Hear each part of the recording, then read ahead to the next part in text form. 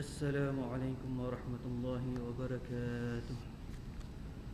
نويت التعلم والتعليم والتذكر والتذكير والنفع والانتفاع والإفادة والاستفادة والحث على التمسك بكتاب الله وسنة رسوله والدعاء إلى الهدى والدلالة على الخير ابتغاء وجه الله ومرضاته وقربه وثوابه سبحانه وتعالى.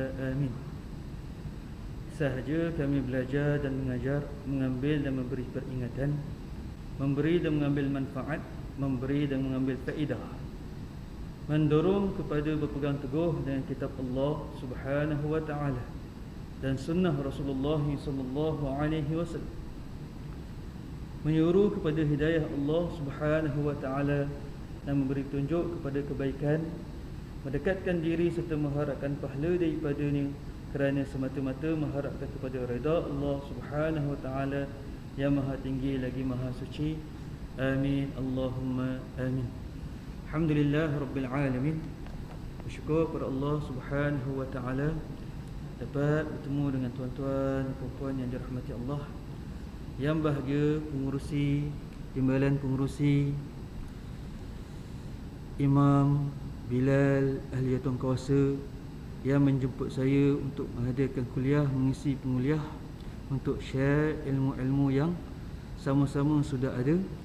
Mudah-mudahan semua sentiasa dirahmati, diberkati, diluaskan rezeki, dikabulkan hajat, terpelihara berbagai jenis fitnah, terpelihara berbagai jenis yang tidak diingini, terpelihara perjalanan-perjalanan yang menyebabkan masuk dalam api neraka dan dapat masuk syurga-Mu ya arhamar rahimin.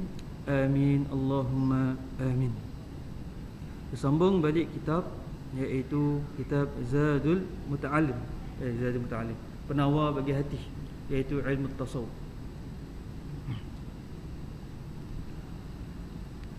Qala al-musannif rahmatullahi ta'ala yanfa'una fi ulumihi ulumana fid darain radhiyallahu anna wa radhiyallahu ankum.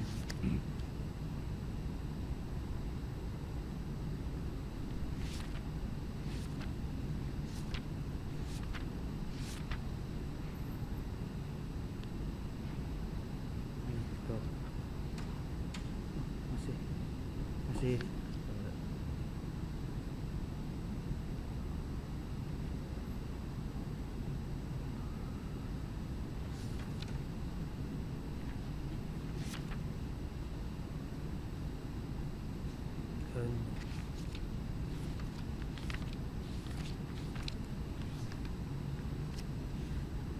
dalam kitab penawar bagi hati ini kita dah sampai iaitu bahagian yang terakhir dalam bahagian perut atau lidah. Tunjuk anggota yang wajib kita jaga daripada meletakkan pada benda yang haram, dan digalakkan dan wajib meletakkan pada pahala yang wajib dan amalan-amalan yang sunat. Sabda Nabi sallallahu alaihi wasallam, hal yakubbun nas ala wujuhim aw manakhirihim illa hasaid alsinatihim. Dan tiada menjatuhkan akan manusia atas muka mereka itu atau atas hidung mereka itu melainkan barang yang berkata-kata mereka itu dengan dia. Hadis daripada Imam At-Tirmizi yang dikeluarkan oleh Muaz.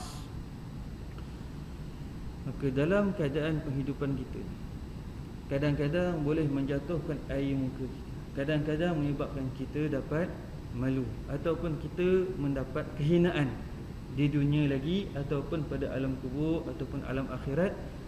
Tidak lain tidak bukan berpunca daripada lidah. Tak lain tak bukan berpunca daripada lidah. Maka jangan lupa dalam surah itu, suratul Humazah, ayat yang ada dalamnya 9 ayat. Yang surah ni terakhir juzuk yang 30. Yang surah yang nombor 104. Apa yang dikata kat dalam? Wailul likulli humazatul lumazah. Celakalah bagi orang yang suka mengumpat dan mencerca. Maka Allah Ta'ala kata celaka. Bukan Nabi yang kata, bukan ulama yang kata, bukan siapa-siapa yang kata, Allah yang mentadbir langit dan bumi ni yang bagi tahu. Maka dalam istilah mencerca, mengumpat, dia ada syarat-syarat je. Tiap-tiap hukuman yang wajib mesti ada sebab. Tiap-tiap hukuman yang sunat mesti ada sebab. Maka tiap-tiap 5 jenis hukum yang kata ini wajib, ini sunat, ini makruh, ini harus, ini haram. 5 hukum ni kita jangan meletakkan hukum tu tanpa mengetahui cara nak meletakkan hukum. Cara nak meletakkan hukum dia ada 5 pula. Kita panggil hukum wadi'i. Hukum yang menepati pada tempat dia. Kadang-kadang orang tu minum arak, kadang-kadang orang tu makan khinzir. Kita kata haram. Jangan kata haram lagi, kena lihat keadaan. Kenapa je minum arak? Kenapa je makan khinzir? Kenapa je terlibat dengan judi? Kenapa je mencuri? Sebab bila kita tak mengkaji itu terus, mengkaji benda tu dahulu, bukan terus, mengkaji dahulu benda tu, kita terus menghukum, akan berlaku lain masalah. Cerita yang terbaru sekarang ni, Imam masjid letak jawatan. Sebab Nazir suruh je letak jawatan. Apa kes dia? Ada orang mencuri tabung masjid, bawa keluar. Bila bawa ke keluar, datang orang masjid.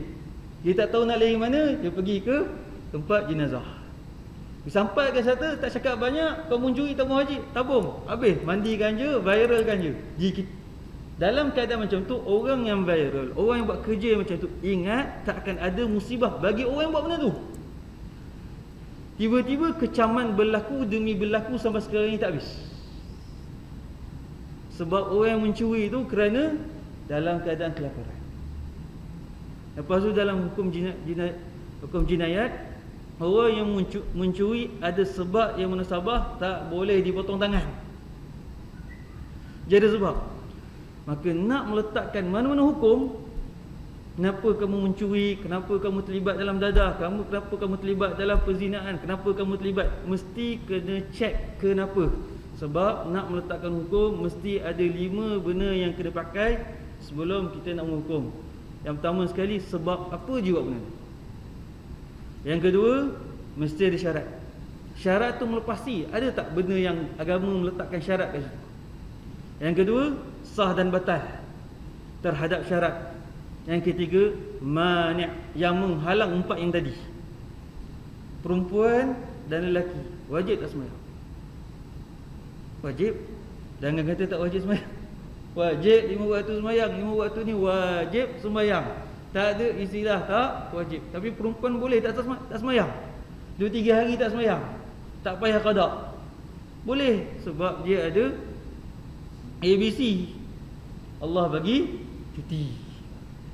Lelaki boleh tak dia tak sembahyang 1 tahun? Saya 1 tahun tak sembahyang, Ustaz. Dia cakap, oh haram ni, masuk neraka. Saya yang salah kalau jawab macam tu. Saya kena tanya, kenapa 1 tahun tak sembahyang? Saya koma, Ustaz, 1 tahun.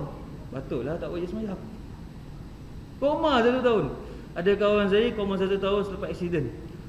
Selepas aksiden tahun 90-an, dia kena langgar dan dia bawa motor, langgar dengan lori. Darah penuh helmet dia. Pengsan dalam masa 1 tahun. Macam mana orang pengsan nak sembahyang? Kalau dia kata, Ustaz, nak kena qada tak sembahyang yang dulu ni? Nak kena qada nak sembahyang yang dulu ni? Ada berbagai-bagai qaul terhadap qada yang macam tu. Ada berbagai qaul. Maka sebab itulah Allah Ta'ala kata, celakalah bagi orang yang mengumpat dan mencela. Walaupun nampak benda tu macam betul. Sebab ada benda-benda yang ulama' dah tertibkan dengan Quran dan hadis Nabi SAW terhadap nak meletakkan hukum. Sahabat Nabi SAW banyak buat silap. Siapa kata sahabat tak nak buat silap? Sahabat banyak buat silap. Dalam satu peperangan yang tiada Nabi sallallahu alaihi wasallam dalam ghazwah peperangan satu. Ketika Nabi sallallahu alaihi wasallam masih dalam hidup lagi. Dalam peperangan berlaku pada musim sejuk dan ramai sahabat-sahabat yang kena tetak, tangannya luka, matanya kena panah, ada yang kepala yang kena tetak, berdarah dan sebagainya. Dalam keadaan ada seorang sahabat dalam keadaan kepala yang kena tetak, maknanya luka yang dalam. Malam yang sangat, tiba-tiba ditakdirkan keluar air mani yang wajib mandi. Besok pagi nak sembahyang Jumaat, dia beritahu dia punya ketua je, panglima, tuan, saya ni kena mandi ke tak kena mandi? Dia terus bagi jawapan, wajib mandi. Dia pun tak ada istilah, tak dengar kata mandi, mati sahabat tu. Bila mati sahabat tu, sampai pada pendengaran Nabi sallallahu alaihi wasallam, Rasulullah, baraktu minhu. Aku berlepas hukum ni pada dia, aku melepaskan hukum ni pada dia, aku melepaskan hukum ni. Dia kena jawab dengan Allah Ta'ala, bukan Nabi yang jawab. Sebab bukan apa yang Nabi ajar macam tu. 3 kali Nabi beritahu, baraktu minhu. Maknanya di akhirat aku tak boleh tolong kamu sendiri kena jawab tuan. Kenapa tak tanya saya, kamu tolong hukum? Ajarkan Nabi dah ada masa tu. Itu ni, ulama dah kaji semua sejarah berkaitan dengan Nabi. Sebelum nak letakkan benda hukum, apa jua keadaan yang berlaku, kena tahu sebab apa terjadi benda tu dan apa syarat-syarat terhadap benda tu yang diaturkan oleh agama. Sah ke batal ataupun maniat terus terhalang tu semua. Mana agama ni dia ada pembahasan. Dan kita kadang-kadang pandang pada ilmu tasawuf benda yang tak wajib. Bahkan ada yang kata ilmu tasawuf ni sesat. Ada juga yang kata macam tu. Bila dia kata macam tu, kita pun tak faham kenapa tak jumpa. Orang yang kata sesat ni kadang-kadang tak berniat jumpa saya. Saya nak jumpa dia orang, dia orang tak nak jumpa. Sebab kita nak membahas, bukan membahas supaya nak menegakkan benda yang besar, tak. Kalau kamu betul, saya ikut. Kalau saya cakap saya betul, maka jelaskanlah apa yang kamu buat ni salah ni kenapa. Sebab saya memang dididik untuk berbahas, untuk mempertahankan benda yang daripada ulama tertibkan. Memang bahagian saya, sebab masa saya direzekikan belajar di Mekah, iaitu belajar Quran dan hadis untuk mempertahankan ahli sunnah wal jamaah. Sebab apa yang dikeluarkan oleh ulama, mana-mana ulama yang terkenal, mesti ada sandaran-sandaran mereka, iaitu Quran dan hadis Nabi sallallahu alaihi wasallam ataupun Quran dan sunnah Nabi sallallahu alaihi wasallam. Kenapa ilmu tasawuf ni ada pada zaman kami, ada pada zaman tabi'in ataupun tabi'in, iaitu Syekh Junaid Baghdadi dan Abu Qasim Al-Qushari. Tak ada zaman Nabi Muhammad sallallahu alaihi wasallam dan zaman sahabat. Memang tak ada. Kalau nak cari ilmu ni ada pada zaman Nabi, tak ada. Sebab apa tak ada? Sebab mereka dah ada hadis Nabi sallallahu alaihi wasallam dan mereka dipimpin oleh Nabi Muhammad sallallahu alaihi wasallam. Kita siapa yang mimpin kita? Masa wafatnya Nabi sallallahu alaihi wasallam, Nabi yang paling kita kasih, wafatnya Nabi satu fitnah yang besar bagi sahabat dan satu fitnah yang besar bagi diri kita juga. Bila wafatnya Nabi sallallahu alaihi wasallam, apa yang berlaku tuan-tuan dan puan-puan yang dirahmati Allah? Nabi belum lagi disembahyangkan. Nabi belum lagi ditanam. Belum disembahyang. Belum dikapan. Belum dimandikan lagi. Dah berlaku di Madinah perbuatan siapa yang menjadi pengganti Nabi sallallahu alaihi wasallam. Tak fitnah ke? Orang yang bertanggungjawab terhadap semua cerita tu, Sayyidina Abu Bakar, Sayyidina Umar, Sayyidina Osman, Sayyidina Ali dan 6 orang lagi yang ahli syurga, yang Rasulullah jamin mereka masuk syurga. Orang yang utama. Mereka ni kat mana? Mereka ni tengah uruskan segala pengurusan tentang kewafatan Nabi sallallahu alaihi wasallam, siapa yang mandikan, siapa yang kena kapankan, siapa yang nak tanam, di mana nak tanam. Semua sahabat-sahabat yang utama fikir benda tu. Tetapi lain daripada 10 orang ni memikirkan siapa nak jadi pengganti Nabi. Waktu ketika Nabi tengah mandi, dia mandi kan, oleh 3 orang sahabat, Sayyidina Bakar, Sayyidina Umar dan Sayyidina Ali karramallahu wajhah. 3 orang. Tiba-tiba bila dapat dengar di kawasan Madinah ada orang berbincangkan siapa berganti, maka orang Ansar nak melantikkan diri mereka menjadi ketua di Madinah dan ketua pada negara-negara Arab yang lain. Maka Ubaidah Al-Jarrah, 10 orang sahabat di kalangan ahli syurga dan 10 orang awal datang ke tempat pemandian Nabi sallallahu alaihi wasallam. Panggil Sayyidina Bakar, panggil Sayyidina Umar, panggil Sayyidina Ali. Maka Sayyidina Bakar datang. Kata, apa hajat kamu wahai Ubaidah Jarrah? Kami dah bagi tugas. Kata, ada tugas yang lebih berat lagi. Apa yang lebih berat? Orang Madinah, orang Ansar sekarang ni tengah lantik di kalangan mereka, siapa yang menjadi ketua? Sayyidina Bakar terkejut. Nabi tak habis mandi lagi, Nabi tak semayangkan lagi, Nabi tak ditanamkan lagi, dah berebut puasa. Fitnah tak tu? Fitnah tak? Cerita je. Kalau kita duduk kat tempat tu pun pening. Nabi tak ditanam lagi, kau mana kau berpuasa? Maka mesyuarat 3 orang, Sayyidina Umar, Sayyidina Bakar, Sayyidina Umar, Sayyidina Ali. Sayyidina Bakar kata, saya kena pergi. Sayyidina Umar kata, saya kena pergi. Sayyidina Ali kata, saya pun kena pergi. Wahai Ali, kalau kamu pergi, siapa nak uruskan jenazah Nabi? Kamu duduk, kami pergi. Maka datang perbincangan kat tempat tu, berlaku perdebatan. Bila berlaku perdebatan, ibarat Sayyidina Bakar dengan Sayyidina Umar dengan Abu Ubaidah Jarrah, 3 orang pergi, tak melibatkan sahabat yang lain. Tempat tu tanpa diundang. Bila datang, mereka menghormati. Lepas tu Sayyidina Umar datang duduk kat tempat orang yang nak lantik diri sebagai pemimpin di situ. Sayyidina Bakar kata, dan Sayyidina Bakar keluar ayat Quran. Siapa yang utama menjadi pemimpin? Kena di kalangan bangsa Quraisy. Dan orang yang utama, yang faham agama, orang yang kenal sangat tentang iman, yang berjuang sama-sama dengan Nabi sallallahu alaihi wasallam, iaitu orang-orang yang mula-mula masuk Islam. Kalau korang nak pilih antara mana yang layak menggantikan Nabi, Sayyidina Bakar ambil tangan Ubaidah Jarrah kat atas. Nabi sebelah kiri pula ambil tangan Sayyidina Umar Khattab ni. Ni 2 orang yang paling layak nak menjadi ketua bagi Madinah. Dia tak angkat diri, dia angkat orang lain. Sayyidina Umar dengan Sayyidina Osman rentak tangan mereka, kata, kami lagi tak layak kalau ada orang sebelah. Itu Sayyidina Abu Bakar Siddiq.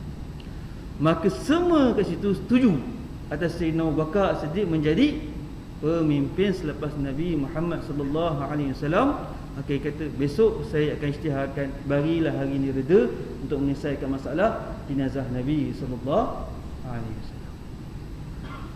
Ada satu kisah yang lain pula, ni Sayyidina Ali punya hadis pula. Masa nak letak Nabi sallallahu alaihi wasallam dalam kuburan, tiba-tiba ada seorang umat manusia, baru masuk Islam, mencelik, baling cincinnya kat dalam jenazah Nabi. Maka dalam hati kata apa? Kalau saya ambil cincin ni, nama saya akan tersyuhur. Sebab apa? Orang yang terakhir dengan Nabi sallallahu alaihi wasallam. Dia pun kata dengan semua orang, saya nak ambil cincin saya, ada kat kubur ni, kubur Nabi. Sayyidina Ali kata, tak payahlah masuk, saya tahu niat kamu apa. Dia masuk kat dalam, ambil cincin, cincin kamu okey. Berbagai-bagai sama macam kehidupan kita sekarang ni. Tapi mereka tu kuat. Nabi dan sahabat begitu teguh dan kuat terhadap ayat-ayat Allah. Teguh dan kuat. Maksud teguh dan kuat apa? Mereka, kalau zaman sekarang kita panggil iman dan taqwa. Orang zaman sekarang ni pula, orang-orang hakikat dia kata apa? Tarikat dan apa tu? Syariat dan tarikat. Syariat ni benda yang beza, tarikat benda yang beza. Mula-mula dengar macam hebat, macam betul. Tiba-tiba sembahyang tak wajib. Terkejut pula, tiba-tiba sekat situ pula dia pergi. Kan? Tiba-tiba tak ada dalam Quran suruh sembahyang 5 waktu, hanya sembahyang Jumaat. Lebih pening kepala. Syariat maksudnya apa yang dibawa oleh Nabi Muhammad sallallahu alaihi wasallam. Termasuklah wahyu, termasuklah hadis sunnah. Tarikat ni apa? Mengamalkan apa yang diajar oleh Nabi sallallahu alaihi wasallam. Maksudnya apa? Ilmu dan amal. Jangan pusing-pusing, jangan peningkan kepala. Ilmu dan amal. Kamu belajar bidang tertentu, Kalau hospital, bidang bahagian mata. Belajar. Lepas tu praktik. Praktiknya macam mana? Ada praktikal. Ada maksudnya praktikal. Dah masuk praktikal, apa maksudnya? Nak cari pengalaman. Bila praktikal tu dah lepas, maksudnya kamu dah boleh kata faham dan pakar dalam bidang mata. Bila kita mengubati mata orang, sihat mata orang, kita akan gembira dan orang lain akan endorse orang ni pakar dalam bidang mata. Apa maksudnya dalam syariat tarikat hakikat makrifat? Bila kamu belajar, bila kamu praktik, terhasil buat benda tu terjadi. Bila orang kata benda tu baik, benda terhasil baik, itulah hakikat. Kenapa kamu nak pusing-pusing jauh sangat? Sama juga dengan ilmu agama. Kalau kita belajar, kita tak amal, apa manfaat kamu belajar? Bila kamu belajar, kamu amal, dapat merasai apa yang Allah Taala kata, inna salatu tanha 'anil fahsya'i wal munkar. Sesungguhnya sembahyang ni boleh menghalang kamu daripada fahsya dan munkar. Fahsya benda yang tidak diingini, munkar dosa besar, dosa kecil. Maka sembahyang kita masih lagi tak sampai ke situ, maksudnya kita kena belajar, kena zikir, kena ada murabbi, kena ada guru yang pimpin kita supaya sampai ke tahap tu. Praktikal boleh buat seorang-seorang. Praktikal boleh tak ada universiti. Mana ada universiti tak ada praktikal? Tapi saya dengar kat Malaysia ni banyak universiti yang menipu orang. Dia belajar tahun-tahun kat dalam tu, bukan pelajar yang kena tipu, pensyarah kat dalam tu pun kena tipu. Dia punya pusing orang, dia punya pusing-pusing sampai tahap tu dia boleh pusing. Maka kenapa wajib kita belajar ilmu tasawuf? Lihat dalam surah 8. Surah yang nombor 8 iaitu Anfal, sebelum surah Taubah. Orang yang beriman, orang yang masuk Islam tanya ya Rasulullah lepas perang Badar. Ya Rasulullah, harta rampasan perang ni banyak. Kami nak tahu apa cerita tentang rampasan perang. Apa rampasan perang? Apa kelebihan? Kita nak kekayaan macam mana? Allah Taala bagi suruh Nabi Muhammad jawab. Kul, wahai Rasulullah, cakap dengan mereka, harta rampasan perang tak ada kaitan dengan kamu. Berkaitan dengan Allah dan Rasul. Jangan masuk campur. Yang kamu punya tugas kamu apa? 3. Ayat pertama, takwa kepada Allah. Kamu kena bersifat takwa. Takwa ni menjauhkan diri daripada maksiat, mendekatkan diri pada ketaatan. Itu yang paling simple dalam kitab Bidayatul Hidayah. Yang nombor 2 pula, kamu kena sentiasa memperbaiki diri, jangan buat masalah. Waslihu zat bainakum. Kamu kena sentiasa memperbaiki diri. Dan tiada manusia kat bumi ni yang sempurna. Lagi-lagi zaman sekarang mesti ada salah dan silap. Yang baiknya apa? Mengaku kesilapan, baiki kesilapan. Semua orang akan melakukan kesilapan. Tak ada orang yang tak pernah melakukan kesilapan. Yang baik, Rasulullah kata apa? Kullukum khatta'in. Rasulullah kata semua manusia buat salah. Wa khairul khatta'in, dan sebaik-baik orang yang salah at-tawwabin, iaitu kembali pada jalan yang betul. Buat salah, curi dia orang, astaghfirullahalazim, dah clear. Mana boleh clear macam tu? Pulang baliklah kamu curi. Benda yang tak tahu, jangan cakap tahu. Bila terlanjur cakap, cakaplah, minta maaf, saya terlanjur cakap. Apa salah kat situ? Lepas yang nombor 3, wa ati'u Allah wa Rasul. Kamu kena taat kepada Allah dan Rasul. Taat kepada ayat Quran, taat kepada sunnah Nabi ataupun hadis-hadis Nabi sallallahu alaihi wasallam. Itu yang dikatakan orang yang beriman. Jikalau kamu orang beriman, 3 kerja ni kamu buat. Tapi kalau kamu orang bukan beriman, 3 kerja ni kamu tak buat. Nak tahu orang tu beriman tak beriman, dia buat kerja 3 kerja. Ni ayat Quran surah Al-Anfal ayat pertama. Kalau kita ni betul orang beriman, sentiasa menuju pada takwa. Nombor 2, sentiasa memperbaiki diri dan kiri kita mana yang kita mampu. Yang nombor 3, taat Allah dan Rasul. In kuntum mu'minin, jikalau kamu orang beriman. Itu Allah Ta'ala yang kata macam tu. Maka kalau kita orang beriman, tiga benda ni kerja orang yang beriman. Maka sahabat, kenapa tak ada istilah ilmu tasawuf? Sebab dah dididik macam tu. Ayat Quran terus sampai kat dia. Zaman sekarang ni nak pakai ayat Quran terus tak boleh. Sebab apa? Sebab Sayyidina Bakar As-Siddiq masa wafat Nabi dah fitnah, dah berlaku dah. Macam-macam masalah dah berlaku dah. Yang kedua pula, bila jadi Amirul Mukminin, apa jadi? Tiga benda yang luar jangkaan kita terjadi, itu namanya Khawarij. Terkeluar di pemerintahan Sayyidina Bakar As-Siddiq. Jam belakang tak ada. Yang satu lagi pun tak ada. Khawarij. Tiga benda yang luar dari pemikiran kita. Pertama sekali, iaitu ramai orang kembali pada sembah berhala. Sebab apa mereka sembah berhala? Mendalilkan ayat Quran kata bila Nabi wafat, tak ada orang boleh menyucikan kita, tak ada orang yang boleh syafaat kita. Nabi dah wafat, kenapa lagi kita nak kembali pada ajaran je? Sembah balik berhala. Yang nombor dua, iaitu ramai melantik diri sebagai menjadi Rasul. Kenapa? Pemikiran mereka Islam masa tu kuat, masa zaman Nabi, ramai kerajaan yang besar-besar gerun pada kerajaan Madinah, menyebabkan mereka kata kalau nak jadi kerajaan kuat kena jadi Nabi, kena jadi Rasul. Tak Malaysia pun mengaku Nabi, tak Malaysia pun ada mengaku Tuhan, apa lagi zaman Sayyidina Abu Bakar Siddiq. Sama je kehidupan mereka yang kita. Manusia pemikiran sama je macam kita, tetapi zaman je yang berubah. Nabi ada kuda tapi tak ada motor. Zaman Nabi naik borak, kita tak ada borak. Kita ada apa? Kita ada roket dan kapal terbang helikopter, kita ada.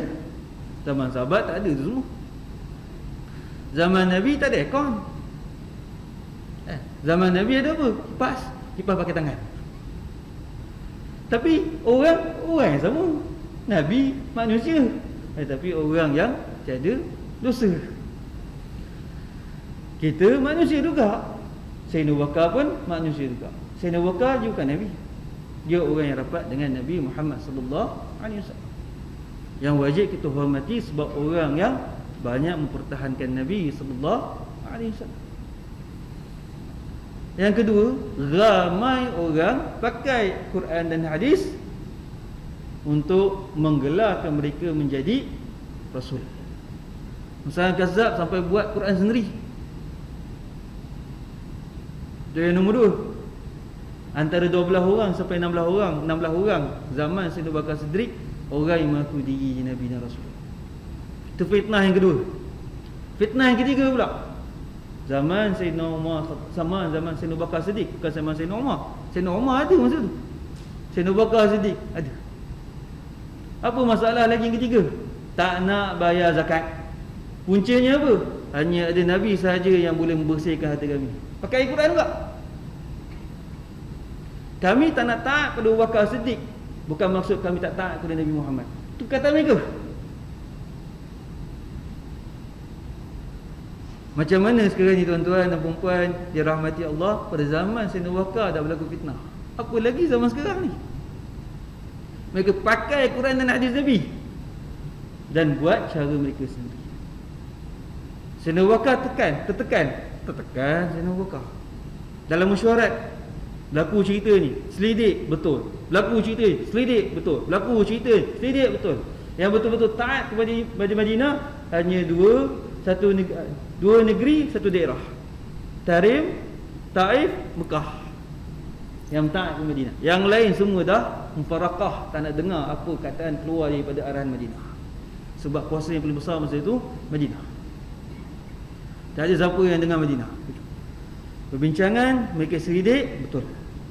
Maka Sayyidina Abu Bakar Siddiq isytihar perang. Kami kena berperang dengan mereka yang menentang terhadap jalan yang betul. Dihalang. Siapa yang halang tuan-tuan dan puan-puan yang dirahmati Allah? Sayyidina Umar Al-Khattab. Pelik tak? Asalkan Sayyidina Umar Al-Khattab orang yang bengis, berani dan sebagainya. Dia kata, mana boleh nak bunuh orang yang mengucap terutama yang tak nak bayar zakat ni? Kenapa 3 kategori ni semua kena perang? Yang bayar zakat ni kenapa kita kena perang? Kenapa kita kena angkat pedang? Asalkan mereka mengucap.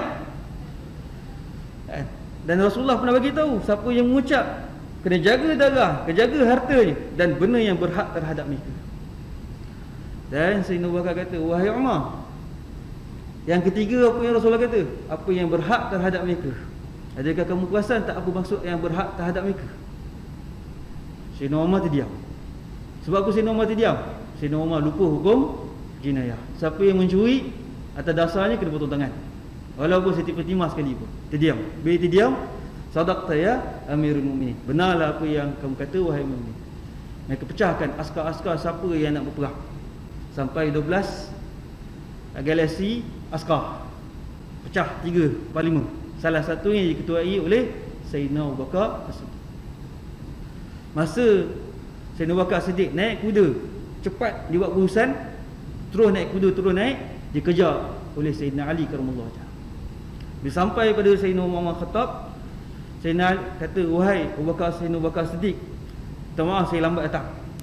Saya ni nak bagi tahu pada tuan, kalau Nabi dah wafat, macam-macam fitnah berlaku.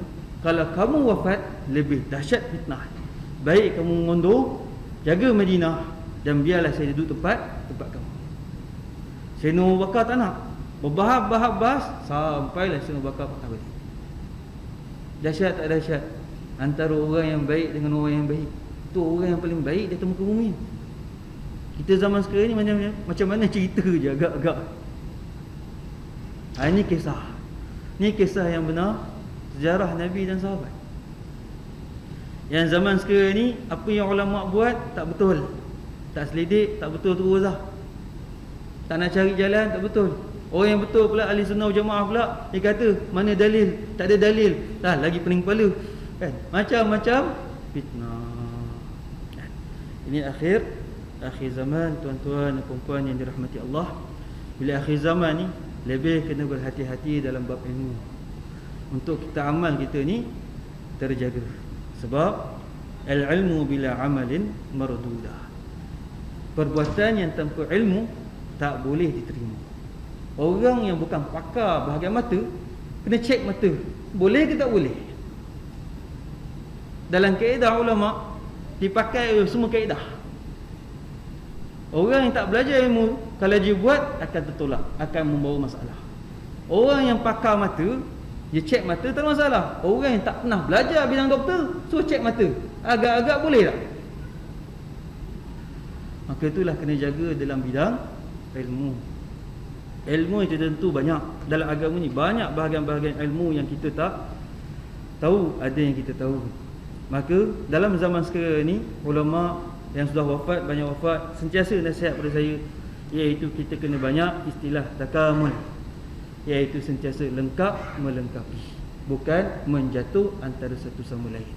Kasih mengasihani, macam mana Rasulullah sallallahu alaihi wasallam pesan, iaitu inni bu'ist li maqarimil akhlaq, aku dihidupkan untuk mencantikkan akhlak-akhlak manusia. Maka kita kena memperbaiki akhlak kita dan menunjukkan akhlak yang terbaik, supaya masing-masing pimpin memimpin masuk syurga, bukan tarik menarik masuk neraka. Wa na'udzubillah min zalik. Mudah-mudahan apa yang kita dengar dapat manfaat, dan apa yang salah dan silap saya mohon maaf. Bismillahirrahmanirrahim. Alhamdulillah rabbil alamin, wassalatu wassalamu ala asyrafil anbiya wal mursalin wa ala alihi wa sahbihi ajma'in. Ya awwalul awwalin, ya akhirul akhirin, ya alimat fis sudur. Ya Allah, mengetahui segala rahsia-rahsia kami, Allah. Apa kelas-kelas dosa besar, dosa kecil telah kami lakukan, ya Arhamar Rahimin. Apa kelas-kelas dosa besar, dosa kecil, bagi ibu bapa kami dan rahmatkanlah mereka sentiasa. Apa kelas-kelas dosa besar, dosa kecil, bagi guru-guru kami dan rahmatkanlah mereka sentiasa. Apa kelas-kelas dosa besar, dosa kecil, bagi pasangan kami, anak-anak kami, cucu-cucu kami, keturunan kami, adik-beradik kami, kawan-kawan kami, jiran-jiran kami, sekalian mukminin dan mukminat, dan sekalian muslimin dan muslimat, ya Arhamar Rahimin, yang masih hidup, yang sudah pergi, ya Aziz, ya Ghaffar, ya Rabbil Alamin. Wa sallallahu ala sayyidina Muhammadin nabi ummi wa ala alihi wa sahbihi wa sallam. Walhamdulillahirabbil alamin. Assalamualaikum warahmatullahi wabarakatuh.